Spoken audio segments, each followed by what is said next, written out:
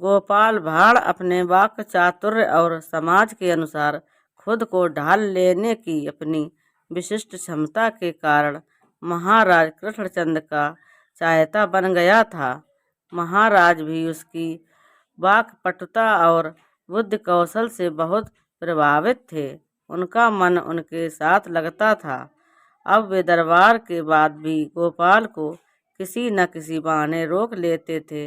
उसके साथ इधर उधर की बातें करते घूमते टहलते। एक दिन की बात है, महाराज ने गोपाल भाड़ से कहा, गोपाल आज दरबार के बाद थोड़ी देर रुकना, सीधे सरपट घर की राय मत पकड़ लेना। गोपाल ने शिष्टतावश कहा, जो आज्ञा महाराज। शुरू से अंत तक उस दिन दरबार गहमा गहमी वाला बना रहा। समापन पर जब कर्मचारीगण अपना अपना खाता बही समेटने लगे तब महाराज अपने आसन से उठे और गोपाल को अपने साथ लेकर बगीचे की तरफ चले गए।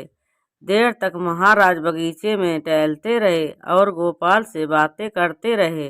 बगीचे में टहलते टहलते वे दोनों उस भाग में आ गए जहाँ फलदार वृक्ष लगे थे।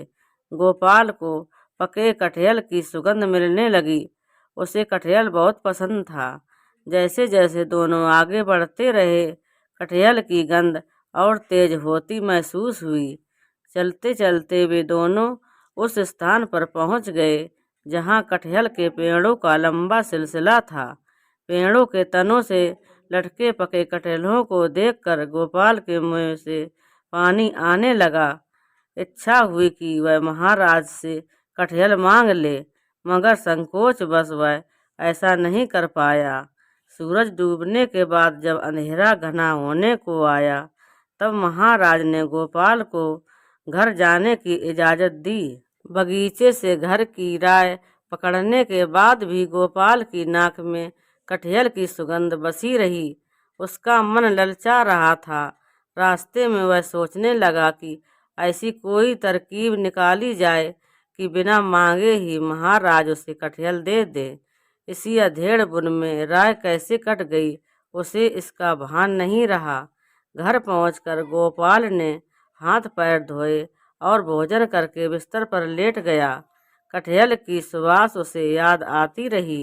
अंततः कुछ निश्चय कर वह सो गया। दूसरे दिन जब वह दरबार जाने के लिए तैयार हुआ तब आईने के सामने खड़ा होकर देर तक अपनी मूंछों पर तेल मलता रहा। उसने खूब सारा तेल अपनी मूंछों और होंठों पर लगा लिया। जब गोपाल दरबार में उपस्थित हुआ तब उसकी मूंछों से टपकते तेल को देखकर दरबारी हंसने लगे।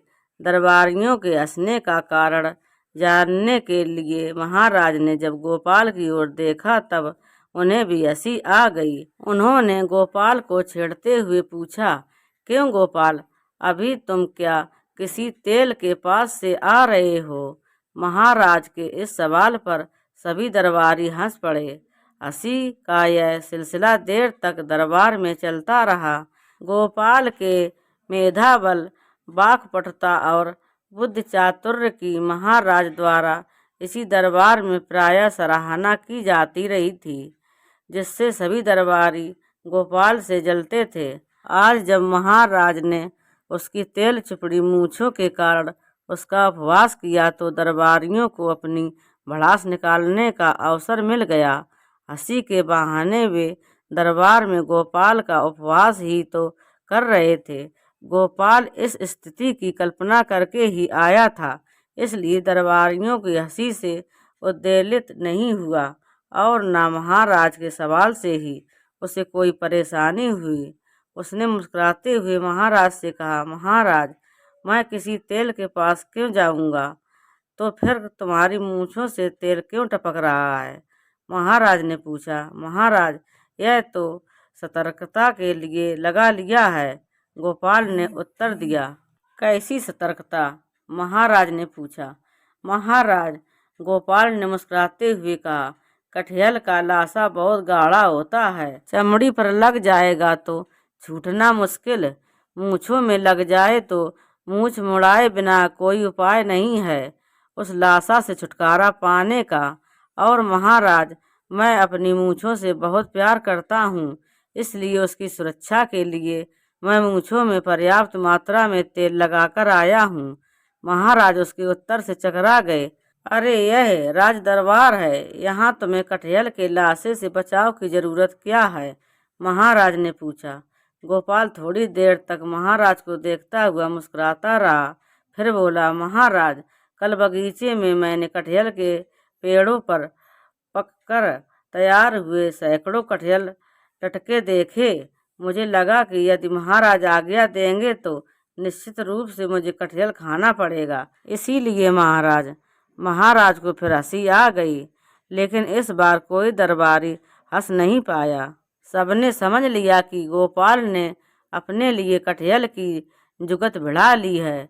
महाराज ने हंसते हुए माली को बुलाया तथा आज्ञा दी कि अभी 5-7 तैयार कटहल तोड़कर गोपाल के घर भिजवा दिए जाएं। गोपाल मन ही मन मुस्कुराता हुआ अपनी मूँछों के तेल को पोंछने में लग गया।